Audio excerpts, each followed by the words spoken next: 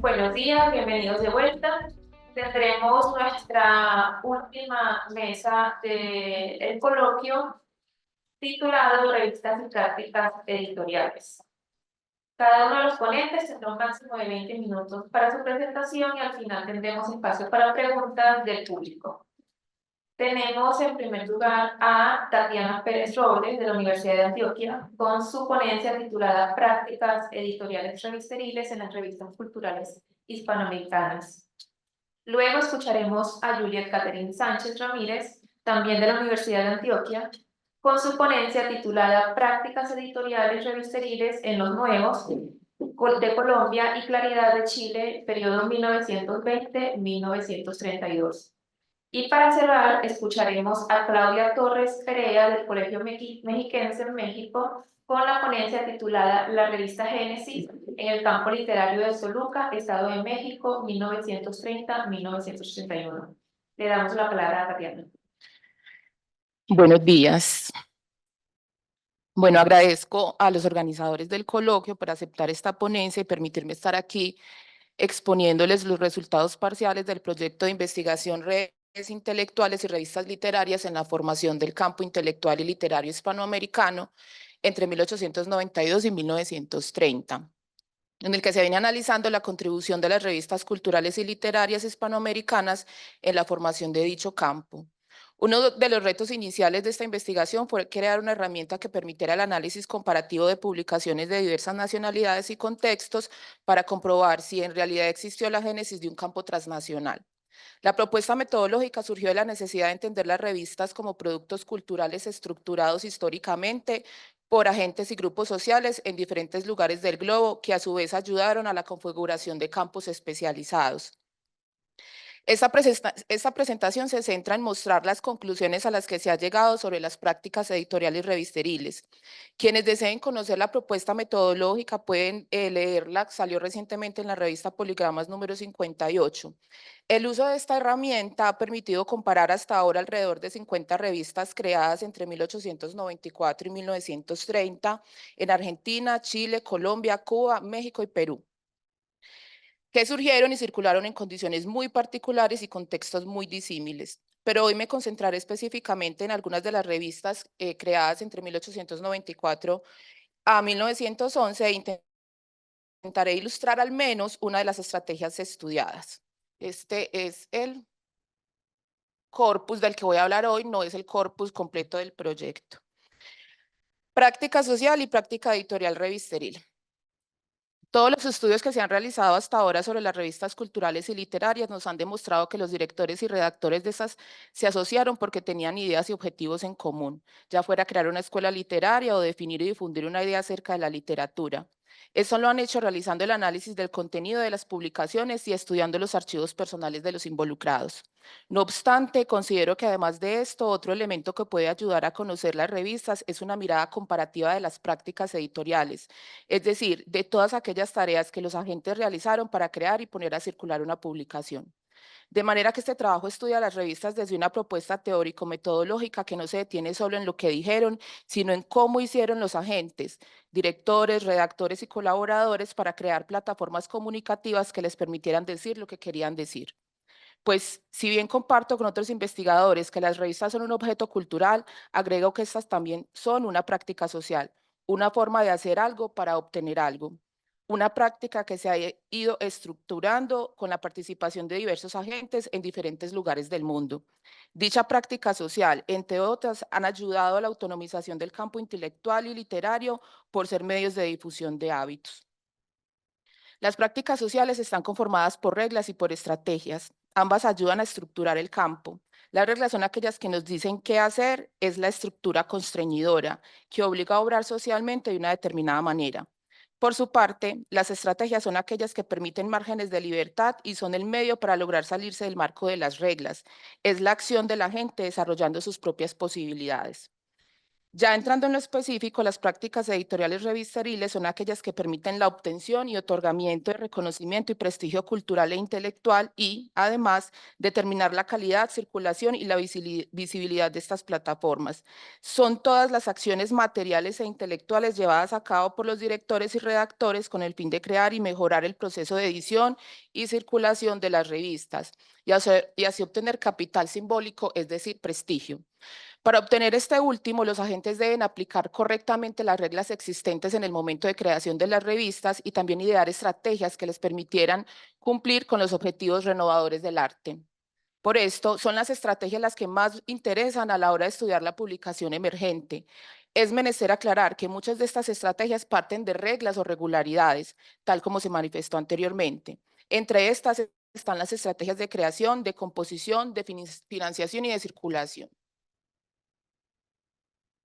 Creo que es esto. No. Bien.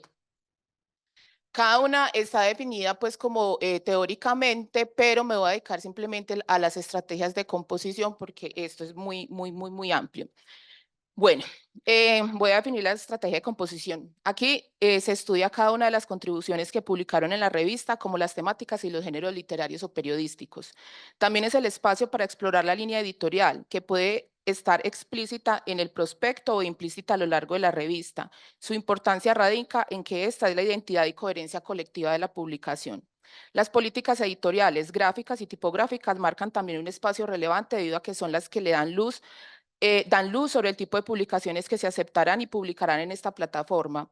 Aquí se observa la pertenencia ideológica, liberal, conservadora, católica, socialista, neutral, sin filiación ideológica o partidista, entre otras. La especialidad, si es cultural, científica, literaria, artística, deportiva, médica, entre otras tantas.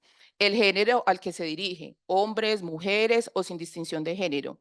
Extensión de páginas de las contribuciones, normas de citación, derechos de autor, propiedad intelectual, criterios de evaluación de los textos, política de distribución y circulación.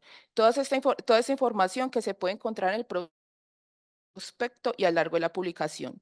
Asimismo, se estudia la organización de textos, secciones, columnas, los miembros del comité editorial y los autores publicados. Todos estos factores permiten conocer la composición y tendencia de la revista y puede ser comparada con el prospecto de objetivo de la misma publicación, lo que publicó la publicación en su primer número o la constitución de la compañía. Bueno, ahora paso a enseñarles los hallazgos de esta estrategia. En el proceso histórico de formato revista, que va desde el siglo XVIII al presente, se puede observar una estructuración de sus componentes formales. Este proceso de estructuración obedece a muchos factores, tales como la creación y autonomización de los campos, cultural, literario, científico, la creación y consolidación de instituciones o instancias de legitimación, un hábitus consolidado y difusión la globalización de la información. Todo esto ha colaborado en que las revistas especializadas hayan tomado una forma específica, siendo más estructuradas las de carácter científico y más abiertas y menos regularizadas las culturales. Al observar las revistas especializadas actuales, especialmente las culturales, se puede observar que ellas comparten similitudes como línea y política editorial clara y expresa, tamaño para las impresas, número de páginas, página legal, código internacional de identificación, índice, columna editorial, secciones especializadas, abundantes imágenes, sección de avisos y publicidad. En el caso de las revistas de este estudio, aún no se ven en ellos todos estos componentes, tal como puede observarse en este cuadro. Bueno, no se puede observar muy bien. No se ve nada, pero es que es demasiada información. Parto, aquí aclaro, entonces parto del presente para leer el pasado. Listo, entonces del presente, una revista cultural, incluso las revistas científicas, mejor dicho, las revistas especializadas tienen estos factores, ¿cierto? Cuando nos devolvemos a observar la estructuración de las revistas, de estas primeras revistas, aunque no son las primeras revistas latinoamericanas, hubo previamente otras revistas, pero en mi propuesta considero que ya esas del modernismo, para ser más específicos, son revistas más estructuradas que las del romanticismo. Vemos que muchas de ellas, casi todo dice que no, ¿cierto? No tienen columnas especializadas, una que otra lo tiene. Voy a entrar a esa parte. Bueno. Es importante señalar que los aspectos formales y en su materialidad las revistas hispanoamericanas entre 1894 a 1911 tienen como inspiración las revistas francesas, especialmente la Revista de Dos Mundos y el Mercurio de Francia. Estas estaban compuestas mayoritariamente por texto, impresas a una sola columna, con muchas páginas y con pocas imágenes. La primera no tenía imágenes, mientras que la segunda incluía viñetas y pequeñas ilustraciones al final de cada artículo. Estas revistas fueron estudiadas, vendidas y comentadas por partes de los redactores, y no es de extrañar que por ello se inspiraran en sus formatos, temas y debates. Con base en el cuadro, se puede afirmar que este periodo es primario en la estructuración del formato revista cultural en América Latina, debido a que primero, esas revistas se dedicaron primordialmente al texto y no destinaron mucho espacio a las imágenes, con excepción de la revista Moderna, que tenía como política gráfica tener un grabado en su portada. Las demás se limitaron a imprimir retratos de prohombres en la vida cultural, paisajes y viñetas, como es el caso del Montañés y la revista Azul. Segundo, la mayoría comparte una sección de avisos y publicidad en la que se encuentra información sobre la industria y el comercio local. Además, dan a conocer las nuevas producciones literarias locales e internacionales en las que se encuentran libros y publicaciones periódicas que llegan a las librerías. Pero la mayoría de ellas tienen pocas columnas o secciones especializadas. Esta es una característica muy común de las revistas de hoy, lo que muestra una línea y política editorial clara y estructurada, en la que una persona o colaboradores especializados se encargan de una parte de la revista. Las que más se acercan a esto son la Biblioteca de Argentina, Luz y Sombra y la Lira Chilena. Tercero, ninguna tienen de forma explícita las políticas editoriales, pero sí puede observarse que algunas de ellas tienen algunos parámetros que son expresados en el prospecto y en algunas comunicaciones de los editores dirigidas a los lectores y posibles colaboradores. Casos como este se ven en la revista contemporánea, El Montañés y la revista Moderna. Asimismo, la mayoría de ellas no tienen aún una columna editorial donde informan a los lectores las ideas y posiciones sobre diversos aspectos, lo que ayuda a entender claramente la línea editorial. Si bien es posible encontrar las ideas de los editores en artículos al interior de la publicación, no necesariamente lo hacen en una sección al inicio de la revista y se acercan más a comentarios estéticos, ensayos y crítica que se encuentran ubicados en cualquier lugar, como es el caso de la columna reseña mensual en El Montañés o Azul Pálido en la revista Azul. Otro elemento que ayuda a conocer la línea editorial son los temas, géneros y autores más publicados por las revistas. En el siguiente cuadro puede observarse la forma como lo hicieron.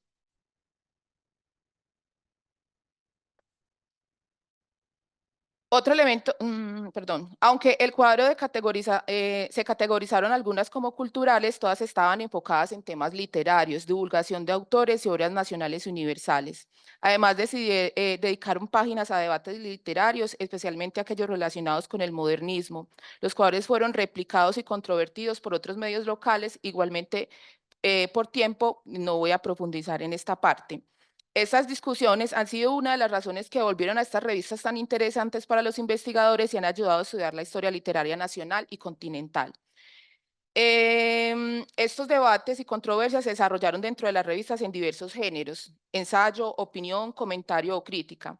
Por dificultad de categorizarlos, se decidió que estos textos de no ficción que tenían por objeto la literatura se denominarían comentario literario, y si el objeto era el arte, de teatro, pintura, música, estética, se llamarían comentario del arte. Frente a la categoría comentario literario, puede verse en un lento proceso de cambio.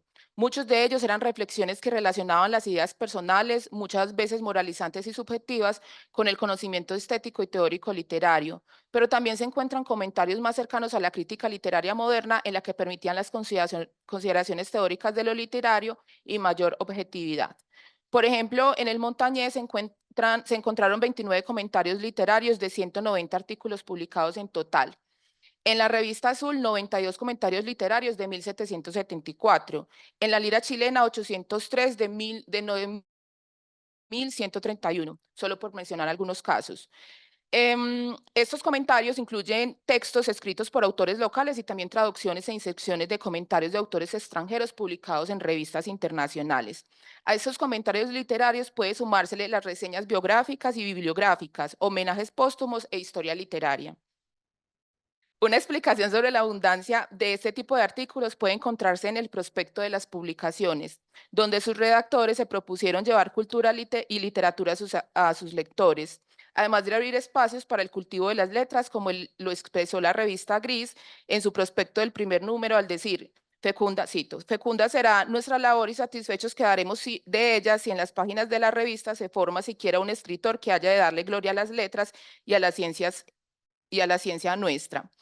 Igualmente lo hizo el Montañés en el número 1 al manifestar que la revista tiene en miras dos objetos: proporcionar esparcimiento intelectual para todos los gustos decentes y estimular cuanto esfuerzo en artes o en ciencia se haga entre nosotros.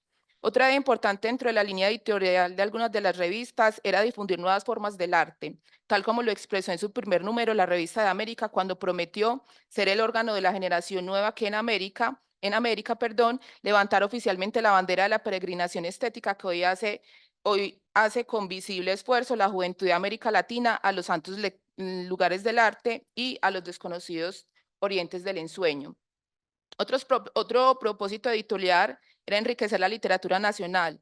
Por ejemplo, la Lira chilena se enfocó en la literatura nacional, así como la distribución de ideas de sensibilidad literaria americanista y la unión del continente.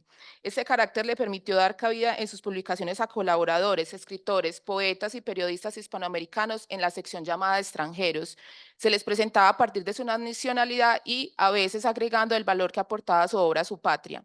Caso similar de Luz y Sombra, que manifestó en su primer número: una falange de reputados literarios honrarán constantemente nuestras columnas y sus páginas reproducirán cuando de hermoso, de notable, de artístico, de actualidad interesante ocurra por estas calles de Dios.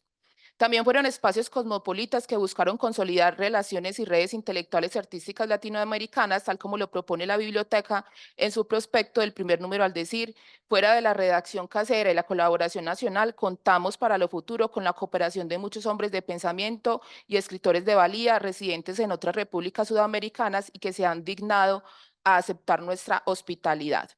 Tarea parecida asumió la revista Azul cuando manifestó el 17 de junio de 1894 en el prospecto el bautismo de la revista Azul, su inclinación por la universalización de la literatura y su favorabilidad por las tendencias francesas.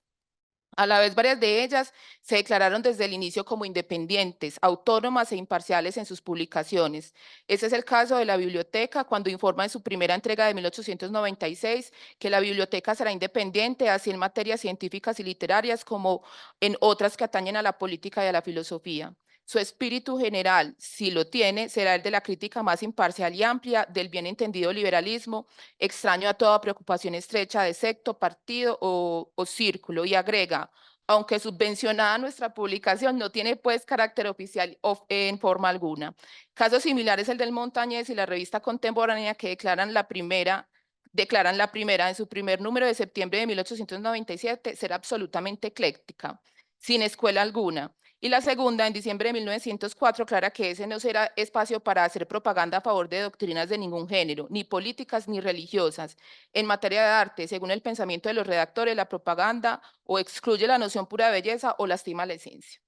Bueno, además de tener una línea editorial ecléctica como el Montañés, tanto el Montañés como la revista Contemporánea fueron de las pocas revistas del periodo que dejaron expresa una política editorial. La primera escribió en su primer número: se procurará en la selección de los materiales la variedad posible. Quedan sus páginas todas las disposiciones de los ingenios, de todos los ingenios, de los que se conocen, como los ya todavía desconocidos. Quedan ellas abiertas para quien quiera que algo tenga que mostrar que nos acerque un poco al conocimiento de lo bello en todas las artes o a la belleza del conocimiento en todas las ciencias. Mientras que la revista Contemporánea en cada portada decía: esta revista publicará preferiblemente escritos inéditos, y en cada contraportada de la palabra e ideas de cada artículo responde su autor, sin que por esto los directores o editores de la revista eludan la responsabilidad legal. No se puede afirmar que en estas revistas existiera un comité editorial que dictara las políticas y selección de textos de una manera organizada y que tuviera funciones claras y diferenciadas entre sus miembros. Es importante aclarar que los roles del director, editor, colaborador y redactor para este periodo, y en especial en estas revistas, no era claro, ni tenían tareas específicas, pero al ser grupos pequeños se sabe que están a cargo de todas las labores editoriales, como la selección de temas, artículos, imágenes, contenido, público lector potencial y la creación de la línea y política editorial. Una de las revistas que muestra cómo se realizó la selección de textos fue el Montañés, la cual manifestó en su primer número que establecerían una junta de censura tan competente y seria como fue posible que juzgue sin conocer el nombre del autor toda pieza que se envía al periódico y decrete o la publicación o la devolución a su dueño. Luego, en el número 2, publicar el extracto del acta cuarta de la Junta Redactora que aceptaba un dictamen de la Junta Secreta de Censura. Eso quiere decir que en esta publicación podemos observar dos labores diferenciadas. Una, en las que se decide la idoneidad de los textos de acuerdo con los lineamientos de la revista y seguramente la rigurosa legislación de prensa, y otra que decide sobre las demás necesidades de la revista. Bueno, como ya va a terminar. Como se manifestó anteriormente, las políticas editoriales de estas revistas no son explícitas, pero sí dan algunos lineamientos en el prospecto a lo largo de la publicación. Una de las características más importantes de todas las revistas es que desde el primer número los redactores manifiestan su interés en divulgar literatura nacional y algunos solicitan la participación de los hombres de letras más notables de la región. Así lo manifestó la revista Gris. Claramente los redactores tenían una idea de que era lo bueno en términos literarios y bajo esas ideas publicaron autores que comulgaban con el pensamiento, como fue el caso de la revista Azul, que publicó autores de tendencias modernistas.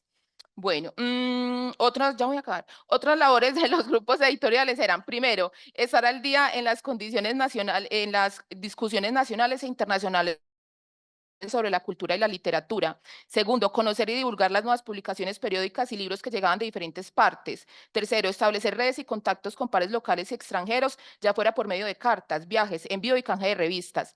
Las labores de estos grupos requerían tiempo, dinero y dedicación. Eso, aquí no le voy a poner el ejemplo, lo manifiesta también las revistas.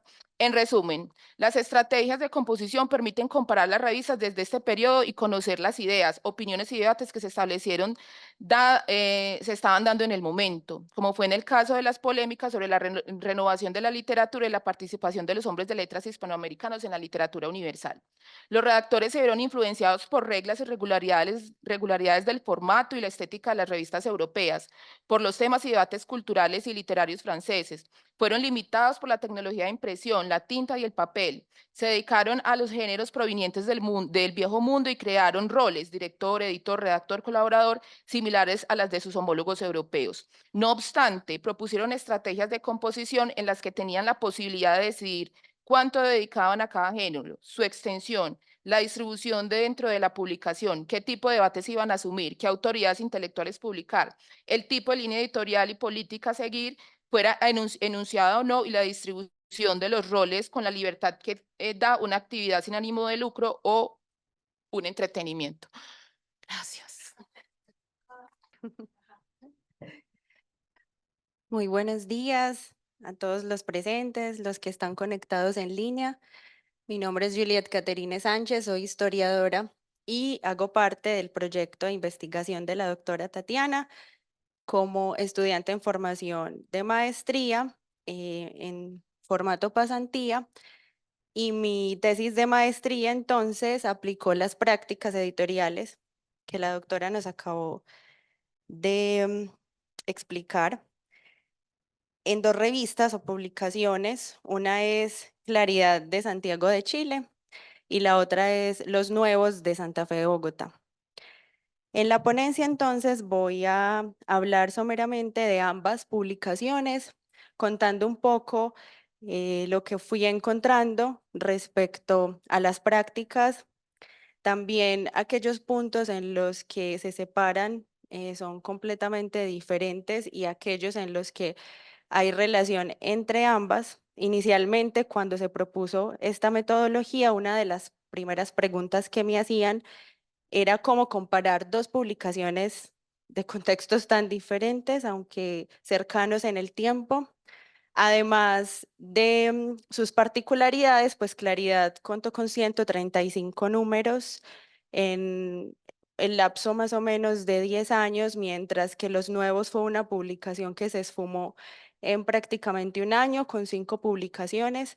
Sin embargo, parte de la propuesta metodológica, como ya nos lo había dicho la profe Tatiana, tiene que ver con la posibilidad de que estas prácticas nos permitan conocer no solo la materialidad, sino también aspectos como la circulación, el contexto histórico, la difusión y todos los procesos relativos con las estrategias que estas revistas implementaron, o más bien quienes las fundaron, colaboradores, redactores, para que se sostuvieran en el tiempo y generaran un impacto en los contextos históricos de los que hicieron parte.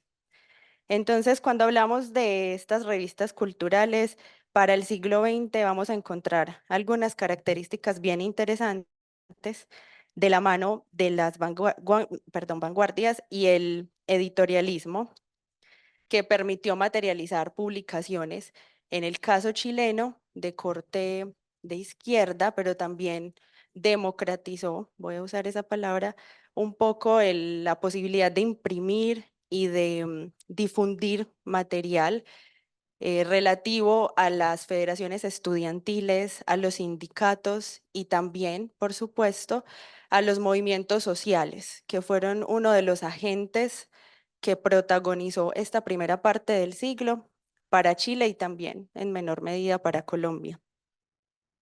Entonces, el acercamiento y el descubrimiento a las revistas permite también llegar a un análisis que da cuenta de cuáles eran los programas de estas publicaciones, las esperanzas que tenían quienes las fundaron y cómo esas esperanzas y esos proyectos mutan en el tiempo, pero además desaparecen sin dejar, digamos que mucha información sobre quienes participaron de ellas.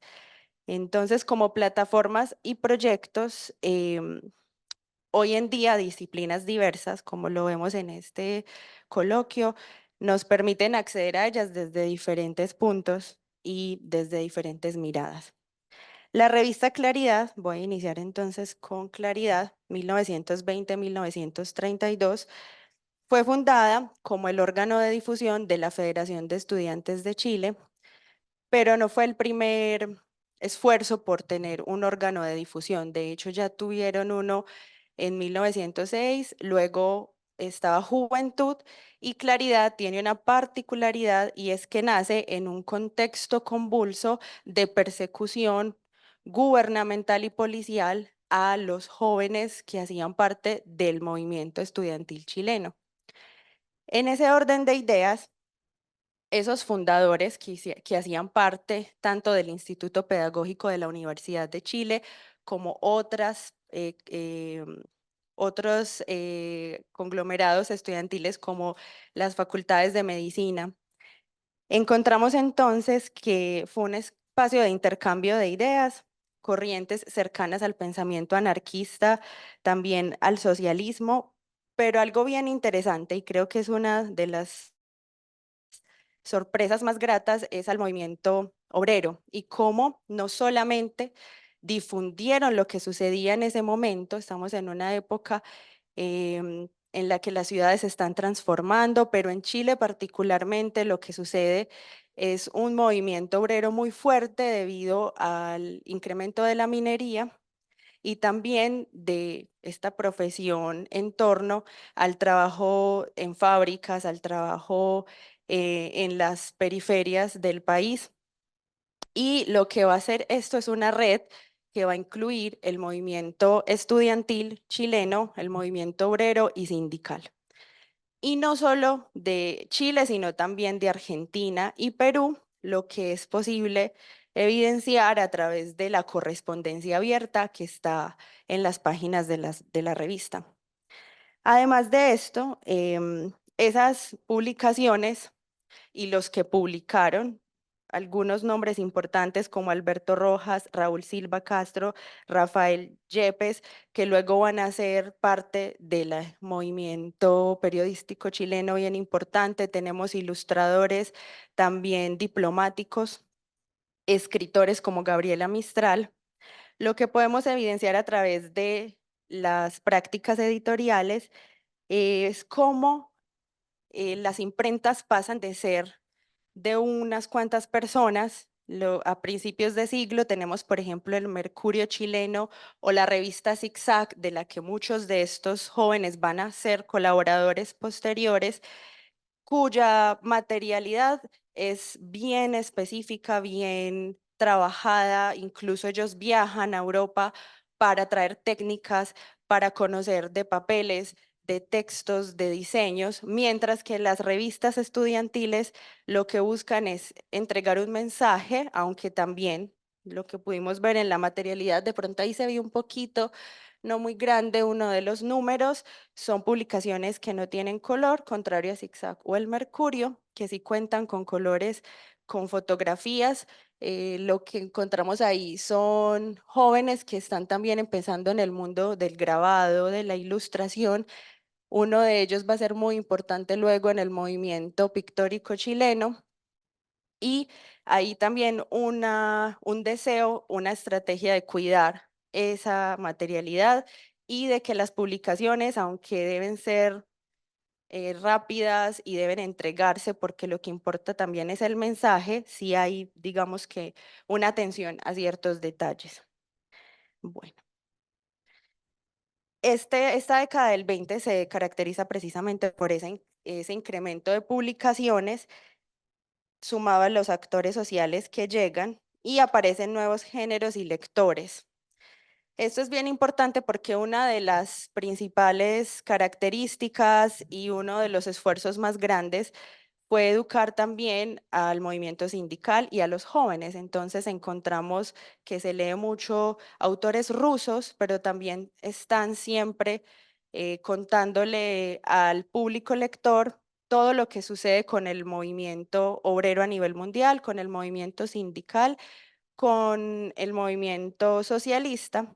Y de hecho, Claridad nace precisamente tras la persecución de otros estudiantes de derecha a la sede de la federación, destrucción de la sede, y esto estuvo apoyado por la policía. De hecho, hay fotografías en la revista Juventud que dan cuenta de ello.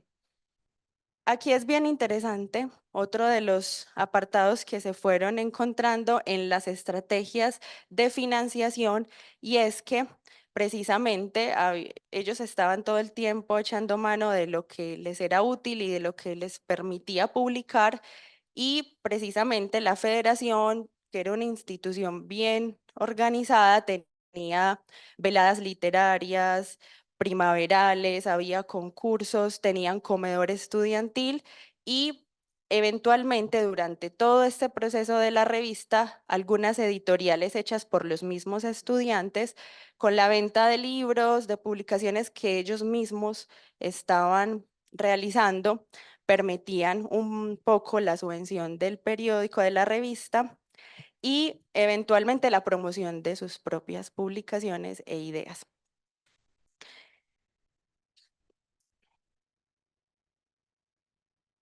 Otra de las circunstancias que, que generó el nacimiento de Claridad fue la persecución estudiantil. Entonces ahí vamos a encontrar que el asesinato del estudiante que también era docente de un colegio en Chile y poeta, José Domingo Gómez Rojas, generó unos desmanes en la ciudad. Entonces estamos con el asalto a la sede, que terminó por destruir los enseres, pero también que luego en los estudios que se han hecho se han determinado la incidencia del gobierno porque querían suprimir estas ideas y estaban vigilantes, a pesar de que la ley le permitía a los estudiantes, la ley de imprenta, publicar y asociarse.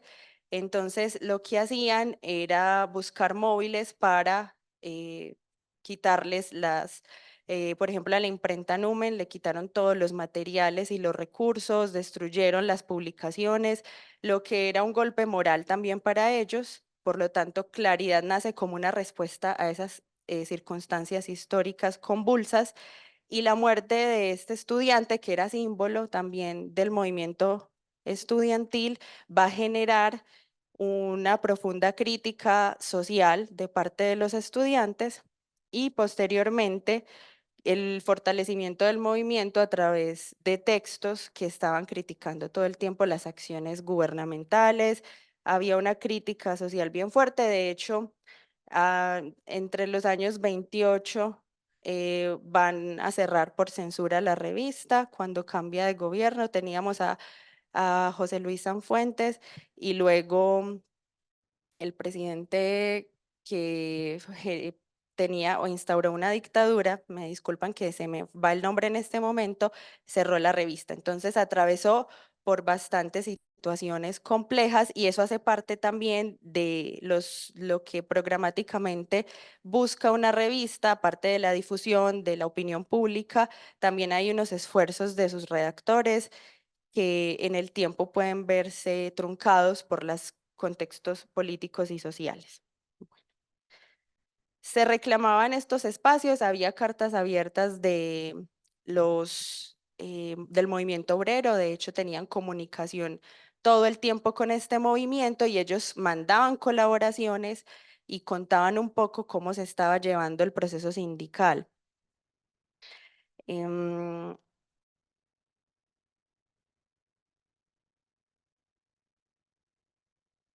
bueno, la consolidación entonces de esa prensa obrera y anarquista. Ellos establecieron sistemas que facilitaron una difusión de ideas, la denuncia de situaciones laborales y también huelgas, asambleas y reuniones. Esta es una de las, digamos, en la investigación, las sociabilidades que se pudieron evidenciar fueron bien interesantes en la medida en que yo venía de estudiar sociabilidades del 19, sociabilidades privadas, masculinas, y aquí lo que vamos a encontrar es que hay cartas abiertas entre diferentes grupos. Además, se están publicando las reuniones, el orden del día de esas reuniones. Podemos acceder a los temas que se trataban y a todo lo que estaba establecido en estos grupos. Entonces, la comunicación con Insurrexit, por ejemplo, de Argentina o con el movimiento peruano, y no estuvo alejado también, algo que me pareció bien particular fue la participación de mujeres y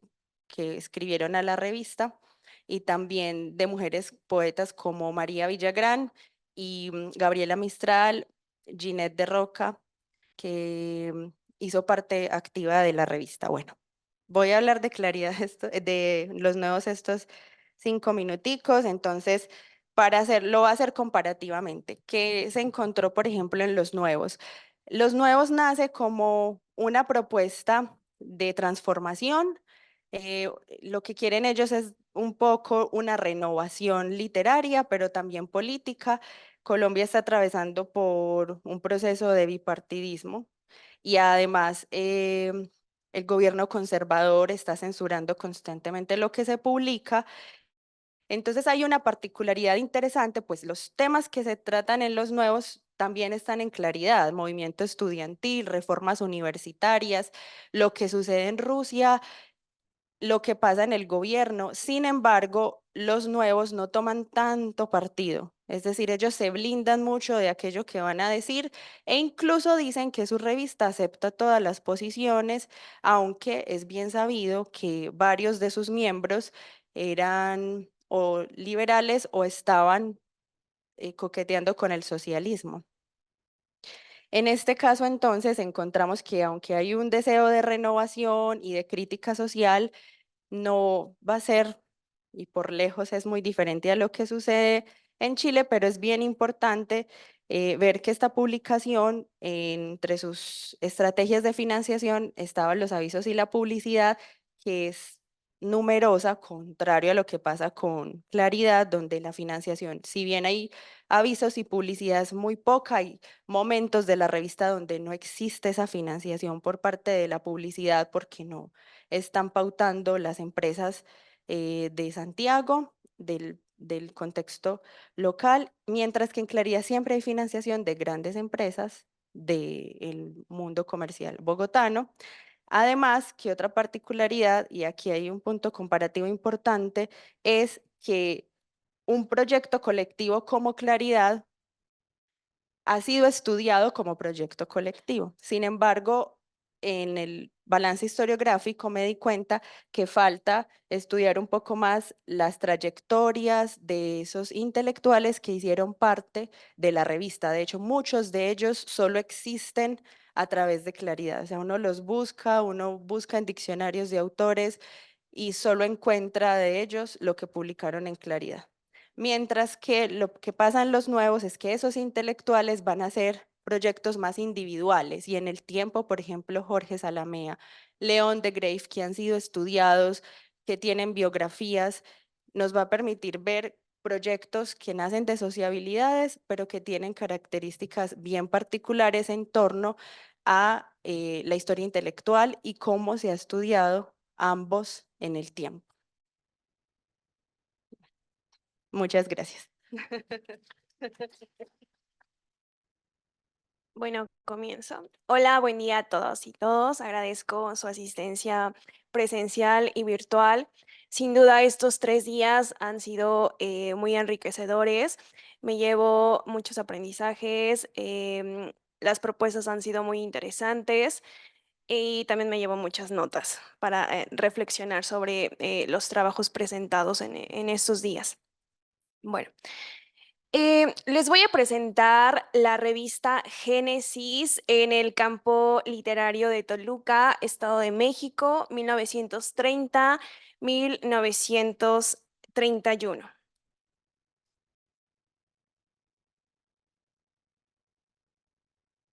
Y bueno, anexé un mapa para que ustedes pudieran localizar Toluca, porque normalmente se tiene más relación o se ubica con mayor frecuencia la Ciudad de México. El verde es el Estado de México y el punto es Toluca. Si ustedes pueden ver, el Estado de México prácticamente abraza a la Ciudad de México. Y vamos a ver cómo esta cercanía va a permitirnos también identificar esta posición del campo literario y que va a haber circuitos y una relación.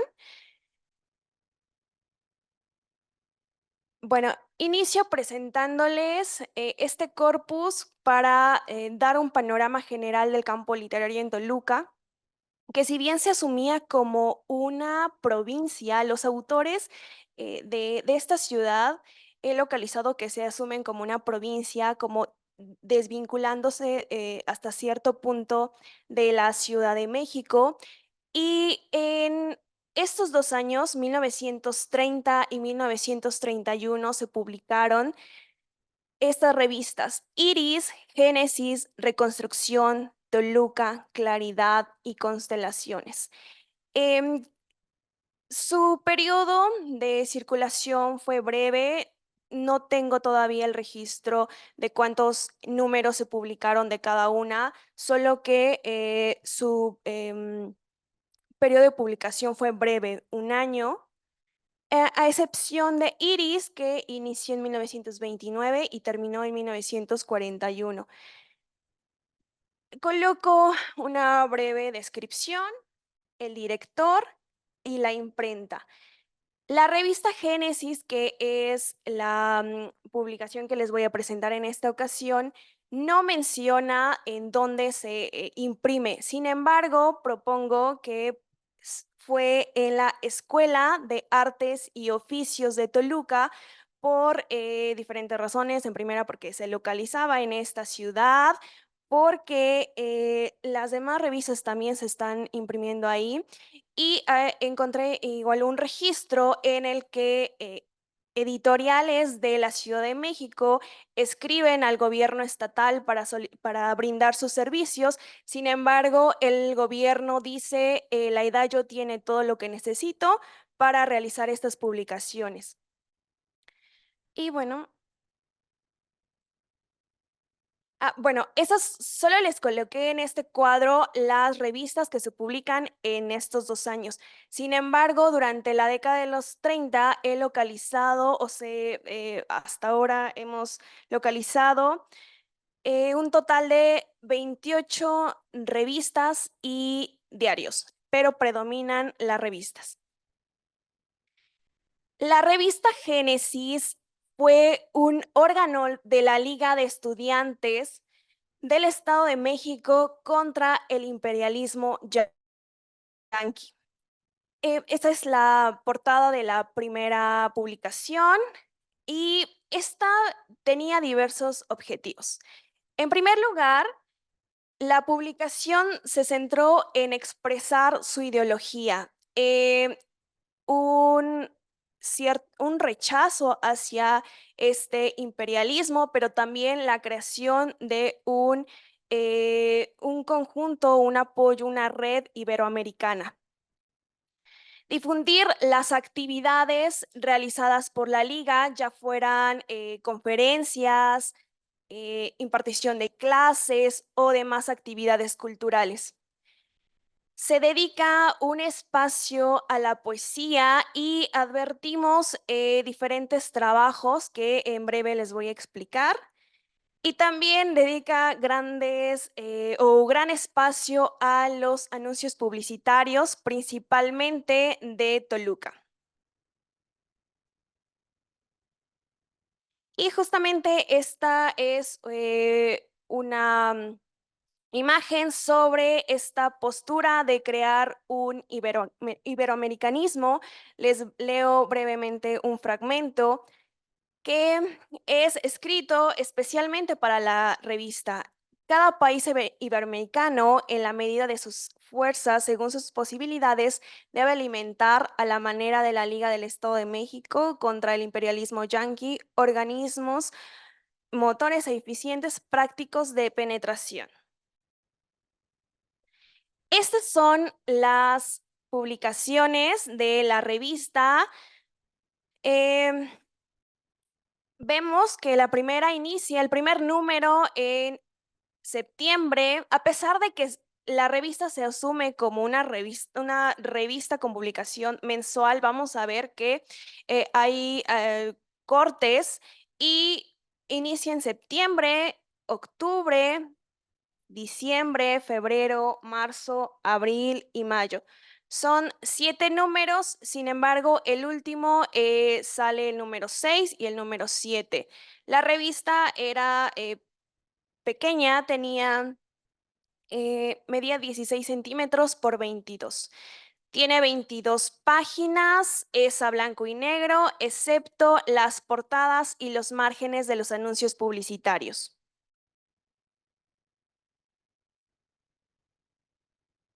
La revista Génesis tenía un carácter nacionalista y este se puede advertir en primer lugar en la fecha de su fundación, el 15 de septiembre de 1930. El 15 de septiembre en México se conmemora según la historia oficial, el inicio de la independencia de México y 1930 se celebraba el centenario luctuoso de Simón Bolívar, que esta figura va a ser predominante en esta publicación. La revista Génesis, a través de la Liga de Estudiantes, va a centrarse también en la fundación de escuelas nocturnas para para obreros y campesinos. Sin embargo, por el momento, solo he identificado una escuela. Y también en la difusión de los programas culturales. Y vamos a ver este logo que igual se identifican 3 palabras claves que advertimos en esas publicaciones: servir, educar y construir.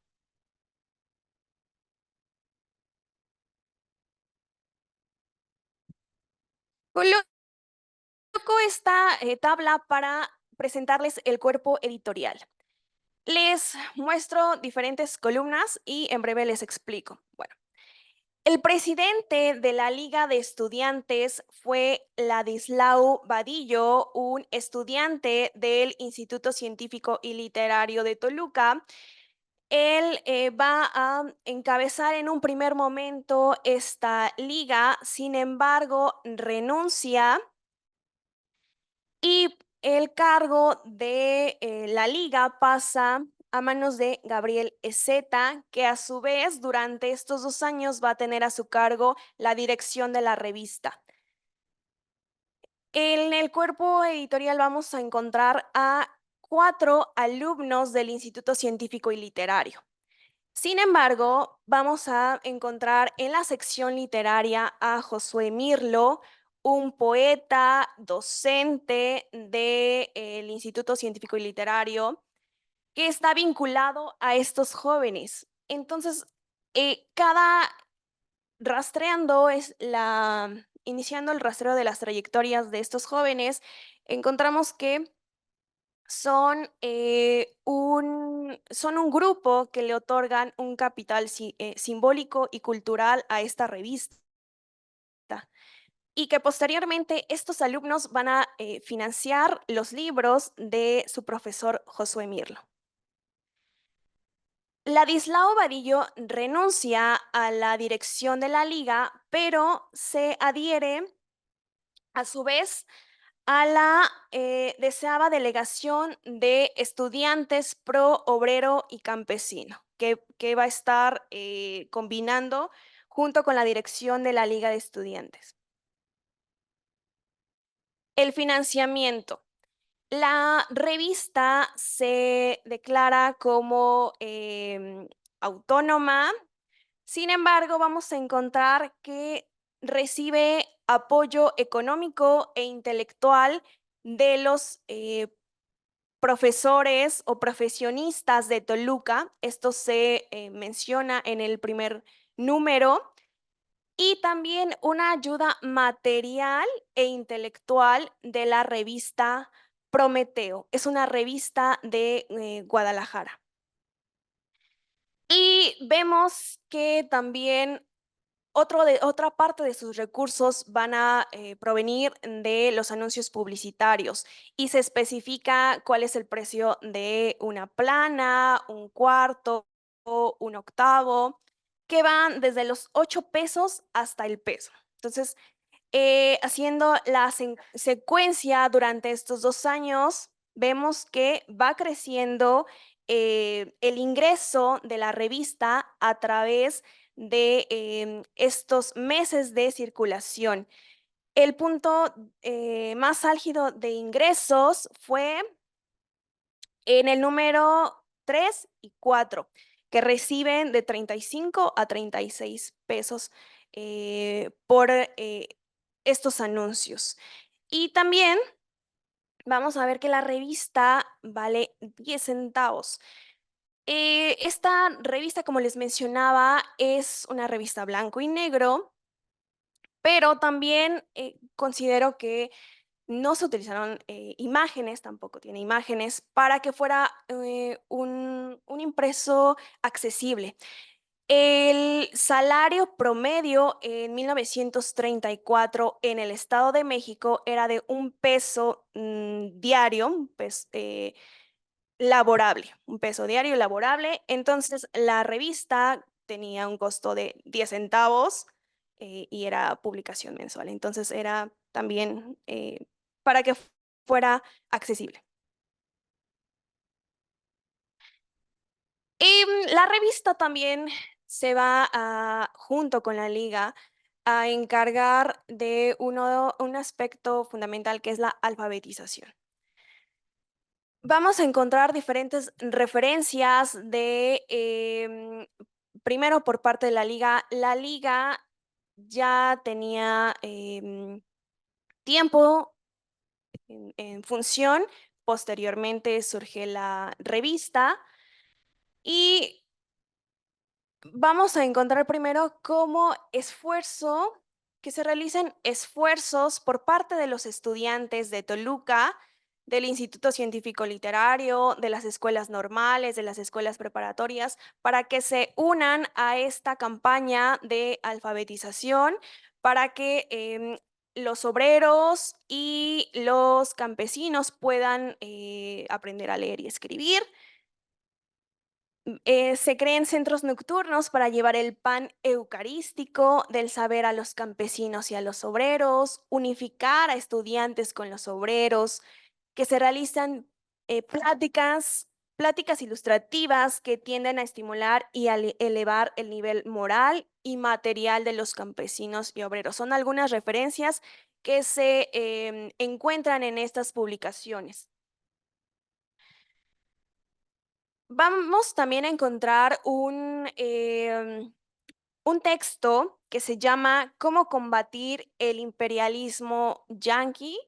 Y voy a permitirme leer esta cita. Es necesario poner el libro al alcance del pueblo.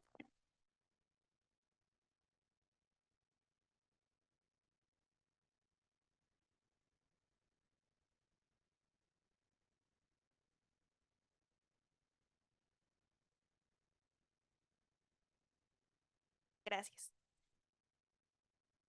Es necesario poner el libro al alcance del pueblo y esto significa que hay necesidad antes de educarlo para que esté en posibilidad de asimilar la literatura de aquellas obras y con pena vamos.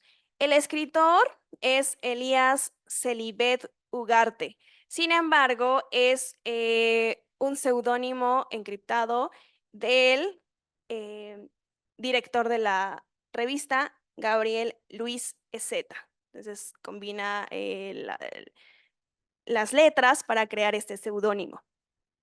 Presento rápidamente este índice de alfabetización realizado durante 1930 y que ya se mencionaba que hay que cuestionar estos datos oficiales. Sin embargo, lo presento para que ustedes puedan advertir porque había una preocupación también por los estudiantes de iniciar o apoyar esas campañas de alfabetización. En Toluca había un promedio de 29.605 alfabetos y 36.250 analfabetos. La circulación.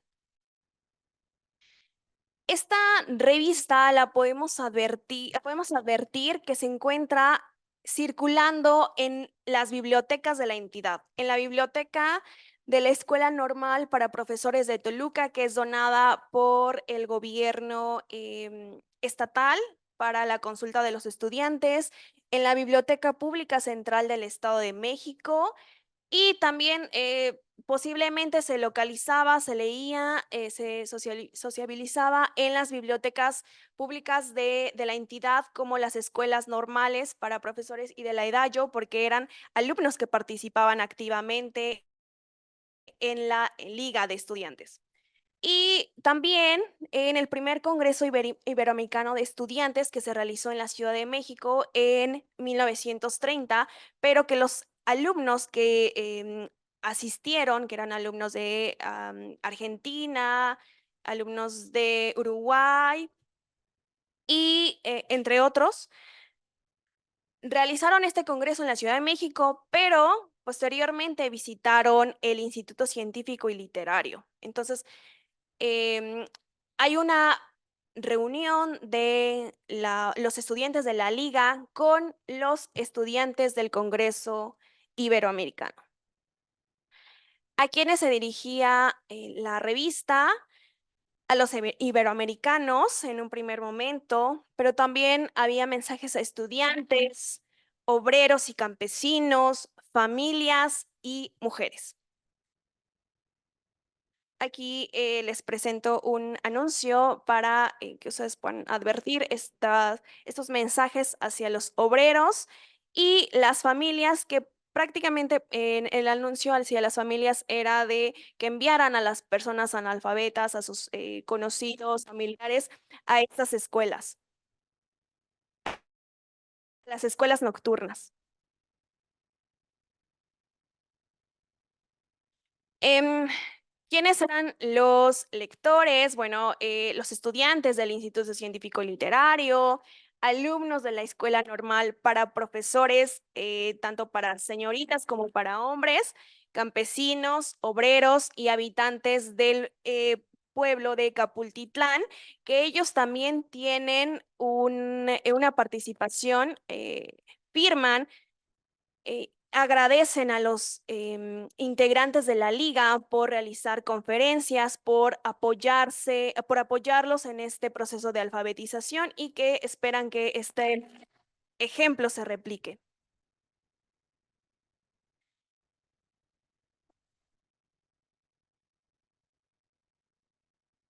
Brevemente les presento también unos anuncios que nos permiten advertir el perfil de los lectores.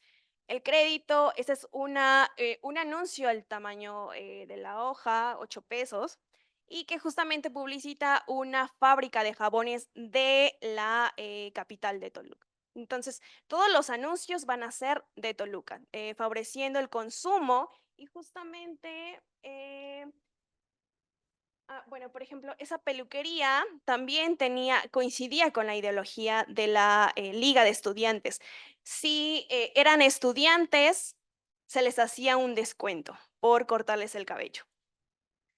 Y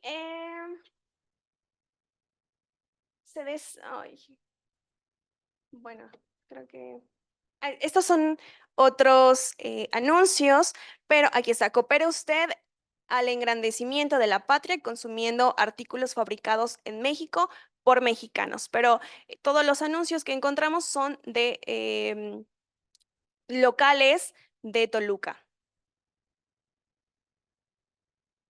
Los colaboradores, vamos a encontrar a escritores de la revista Prometeo, escritores revolucionarios de la Ciudad de México. Hago también un rastreo, pero solo lo hago mención por el tiempo. A mujeres, Marcela Núñez y Julia Marta, que son dos mujeres que residían en la Ciudad de México. Lázaro Manuel Muñoz, que fue director de la EDAYO, de esta Escuela de Artes y Oficios que mencioné, la Agencia Cubana de Publicidad alrededor de América, que tenían estos vínculos también con Cuba, que se enviaban textos pidiendo que se replicara esta propuesta de la Liga de Estudiantes, integrantes de la Liga de Estudiantes, y Manuel Lara, que también fue un estudiante del Instituto Científico Literario. Bueno, no hay secciones específicas, sin embargo, la que predomina en todas las publicaciones es la sección literaria, en donde publican los docentes del Instituto Científico Literario, se anuncian textos inéditos firmados con seudónimos, estudiantes del ICLA, donde se les da un espacio para publicar principalmente poesía. Y también hay una reproducción de textos de Gabriela Mistral, Amado Nervo. ¿Por qué dejó de circular? No lo sé todavía. En el último número se anuncia, todavía se sigue pidiendo que se suscriban, que haya una suscripción. Se pide que los estudiantes colaboren en esta revista para salvar la patria y hay un texto que se menciona que continuará. Sin embargo, es posible que con el cambio del director de la liga, que se realizó en febrero de 1931, no se le haya dado como un apoyo para que siguiera esta publicación. Fuentes de consulta, muchas gracias. Reflexiones finales, brevemente. Es una revista que se puede consultar. Hay un repositorio institucional de la Universidad Autónoma del Estado de México. Sin embargo, a pesar de todas estas 28 publicaciones que les mencionaba, no se sabe su ubicación. Estamos igual en un proceso de rastreo, pero pues espero que llegue a su culminación. Y bueno, por el tiempo termino, pero agradezco su atención. Gracias. Muchas gracias a las ponentes.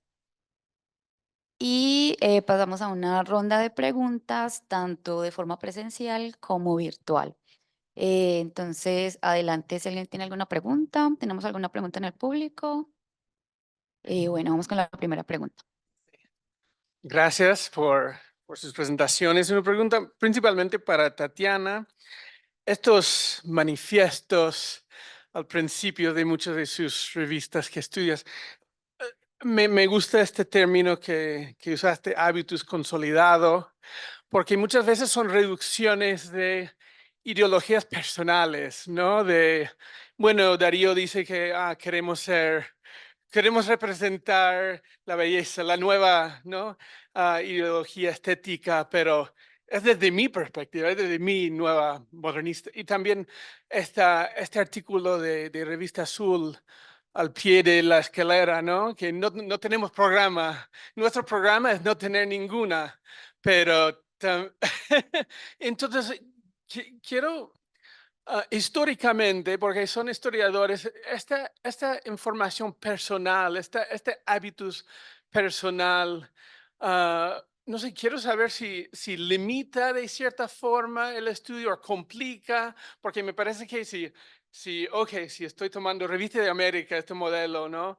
Necesito saber, ¿no? ¿Qué estaba pensando Darío? ¿Qué estaba pensando Gutiérrez Nájera? Y quiero saber un poco de la historiografía personal y cómo complica el estudio de este corpus.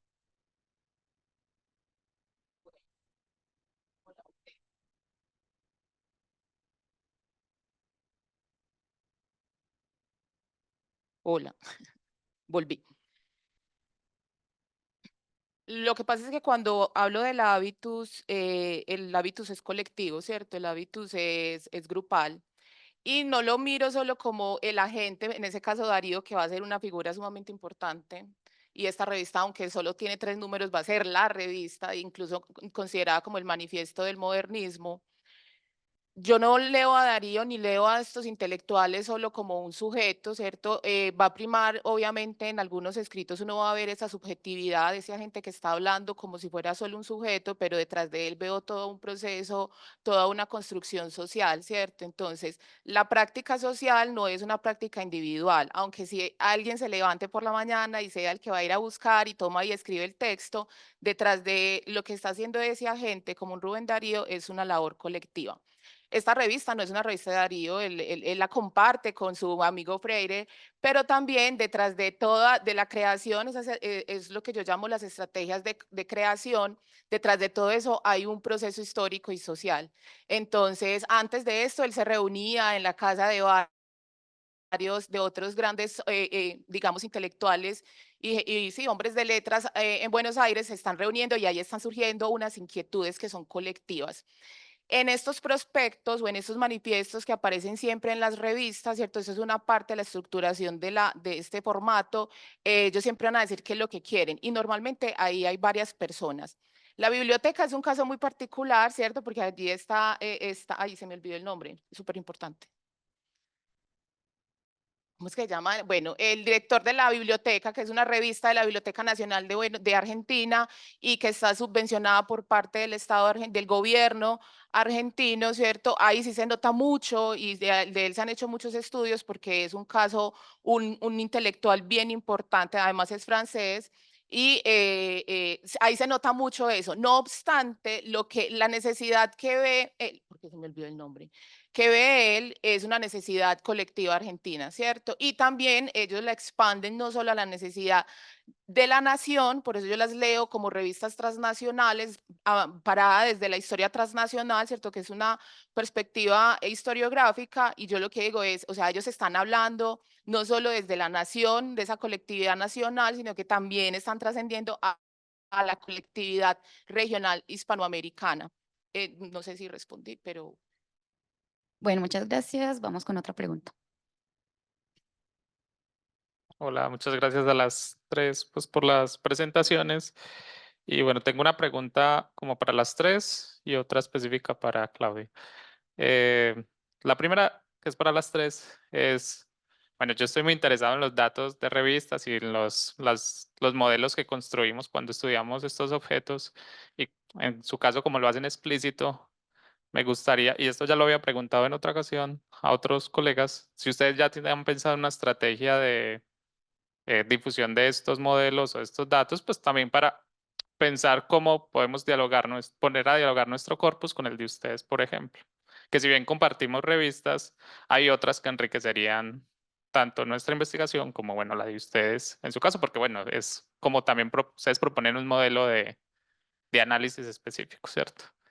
Y la pregunta para Claudia es que si es posible que nos hablaras un poco más sobre esta Edallo, porque me pareció muy llamativo que todas las publicaciones se imprimieran allí, entonces si había como una suerte de beneficios para, o era muy barato imprimir ahí, o si hay otros proyectos de imprenta o editorial en Toluca en ese momento que favorecieran otros proyectos editoriales o revisteriles.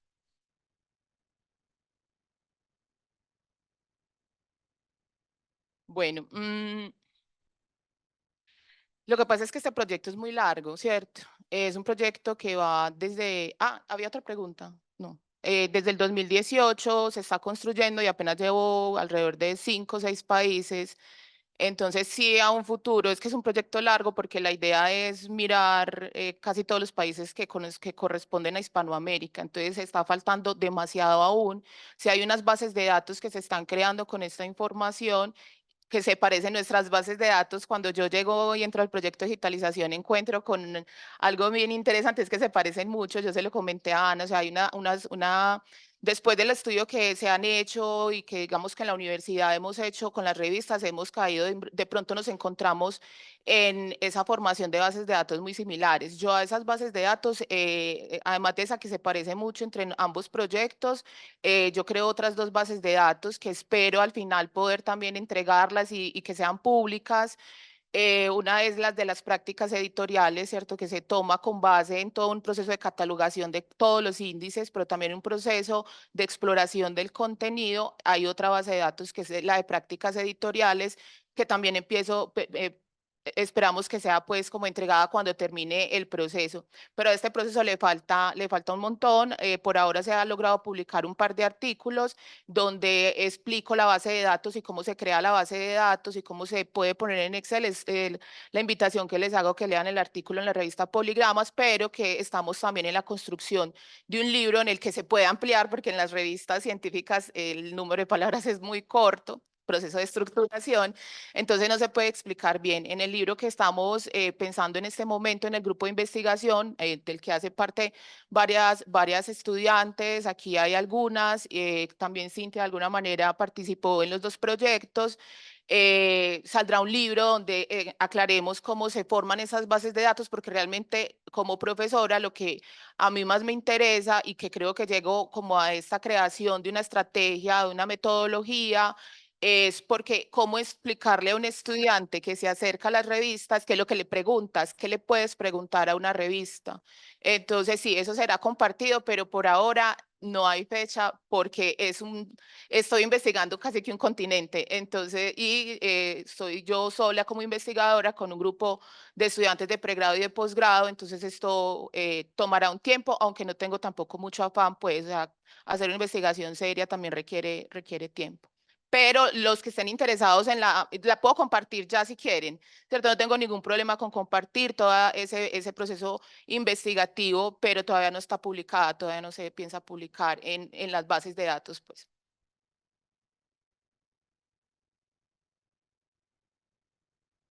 Y bueno, por mi parte, recién también estamos, hace algunos días se envió un proyecto para hacer investigación del ecosistema del libro en el Estado de México y estos vínculos con la Ciudad de México. Está participando el doctor Sebastián Rivera Mir y el doctor Giovanni y yo. Entonces, es como también para que se pueda establecer esos vínculos. Y, por ejemplo, esta revista surgió a partir de que recién inicié la maestría y yo voy a buscar cómo ubicar una producción literaria en el campo de Toluca, pero también estoy tratando de localizar estas publicaciones que están dialogando con la producción literaria. Es de un autor que en una década publicó 15 libros en Toluca, en la provincia. Entonces, pero vemos también que hay varias revistas que están circulando. Y respecto a la información de la EDAYO, son trabajos que recién se están haciendo y justamente Sebastián Rivera Mir, que bueno, es un anuncio de la próxima semana, va a presentar justamente un trabajo que se titula El taller de tipografía y la imprenta de la EDAYO, precedentes de las publicaciones universitarias en la UAMX. Justamente es una editorial, una de las principales editoriales del Estado de México, pero en este pequeño rastreo por lo menos se ha identificado otra imprenta. Pero la EDAYO era una escuela de artes y oficios que había electricidad de herrería, pero había una específica para tipografía, impresión, donde eran estudiantes que también eran becados en su mayoría. Y bueno, estas dudas creo que te lo podrá resolver Sebastián. Gracias. Muchas gracias. Tenemos 2 preguntas en Zoom y una más en el público. Listo. La primera viene de Paula Montoya, que va dirigida a la profe Tatiana. ¿Cómo podemos entender la práctica traductiva o cómo considera usted que la han visto los historiadores dentro de estas prácticas editoriales? Hola Paula. Yo no trabajo, bueno, en toda la información que de las prácticas entran de más, que entra mucho, entra casi todo. Obviamente eso queda en la base de datos, pero yo voy explorando partes, ¿cierto? Entonces quedará una información muy interesante sobre las imprentas, por ejemplo. ¿Dónde están las imprentas? O sea, se toman diversos aspectos en estas bases de datos. Frente a la traducción, se mete en la base de datos que es una traducción y de dónde viene, pero yo no exploro esa parte porque no podría explorar toda, ¿cierto? Yo espero que algún día, y que también eso es como lo bueno de liberar esta información, es que algún día alguien tenga la información y empiece a hacer el rastreo de los traductores. ¿Qué puedo encontrar yo en estas revistas? Algunas, no todas, y eso por eso cuando uno las compara, uno logra ver de pronto en qué países hay una estructuración más clara de la revista como tal. Entonces, en revistas chilenas, en revistas argentinas, uno puede encontrar que ellos delatan quién es el traductor, pero en otras revistas, a veces las colombianas, por ejemplo, a veces las peruanas, no dicen de dónde viene la información. ¿Qué tiene que ver con esto? Con la legislación, que es otra cosa que se entra a mirar ahí, ¿cierto? En la legislación, que hace parte de las estrategias de creación, primero hay que mirar cuál es la legislación de prensa que tiene el país.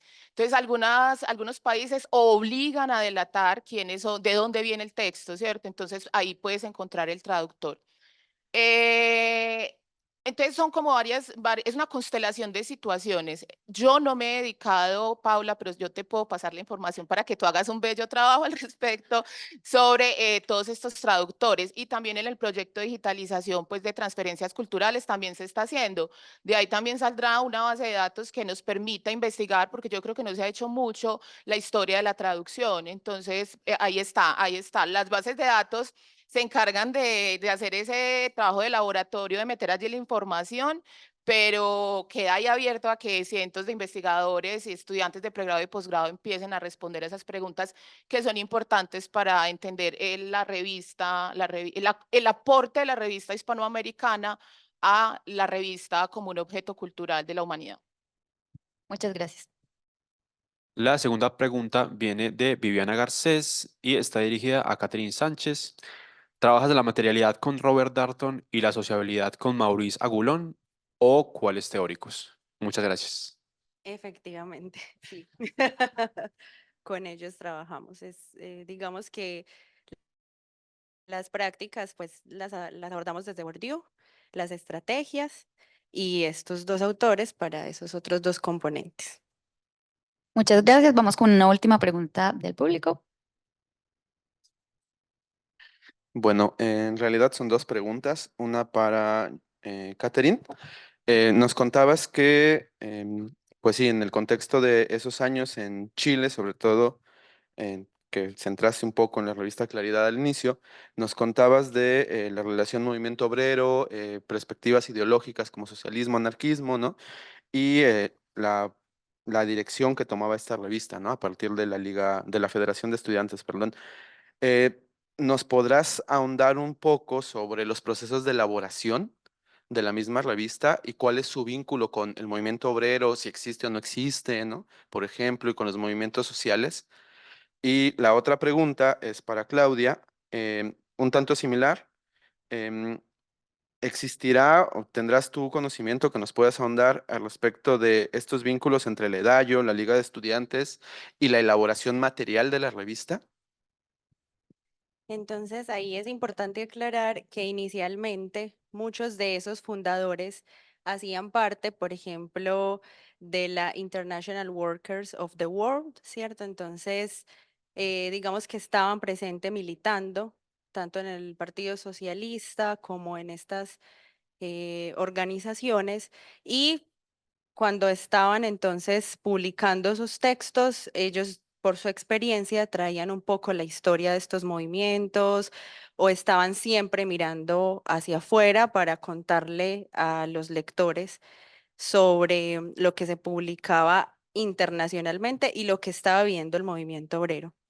Había el Soviet de Estudiantes, era otra organización que hacía parte también de la revista y no solo ellos, digamos que ellos tenían comunicación con Antofagasta, se me van algunos de los comités sindicales, pero muchos de esos jefes sindicales publicaban en Claridad también. Entonces había una red de comunicaciones y ellos mismos estaban alimentando a través de su militancia la revista, ¿cierto? Entonces, ¿cómo se empieza a formar la revista?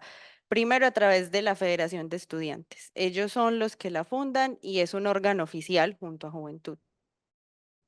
Y eventualmente van a recibir incluso aportes de José Ingenieros, por ejemplo, en Argentina, ellos tenían una comunicación muy estrecha, van a visitar la revista Insurrexit a Argentina y van a tener constante comunicación. Entonces, a la revista la alimentan muchos colaboradores nacional e internacionalmente, también desde México. Entonces, digamos que ellos van formando sus redes. Por ejemplo, Gabriela Mistral cuando viaja a México, va a haber una correspondencia con uno de los colaboradores y ahí podemos encontrar esas amistades que perduran en el tiempo y que permiten pues como toda la formación de la revista. Entonces son muchos, incluso si quieres te puedo compartir como la información de las organizaciones que hacían parte y de los colaboradores. Hasta ahora, un vínculo entre los estudiantes del Instituto Científico y Literario y que eran de la Liga y los de la EDAYO no he encontrado, pero entre los profesores sí. Horacio Zúñiga, que es el autor que voy a investigar para la tesis, era un profesor que impartía clases en el instituto y a su vez en la EDAYO. Entonces vamos a ver que entre los profesores posiblemente se pudo gestar este vínculo. Además, uno de los personajes que mencioné en el cuadro, que publicaba en la revista Génesis y que sería el director de la EDAYO también, aunque entre los estudiantes no lo he ubicado porque también los estudiantes de esta escuela de artes y oficios eran considerados como estudiantes marginados. Entonces, a diferencia de los del instituto. Ujú. Gracias.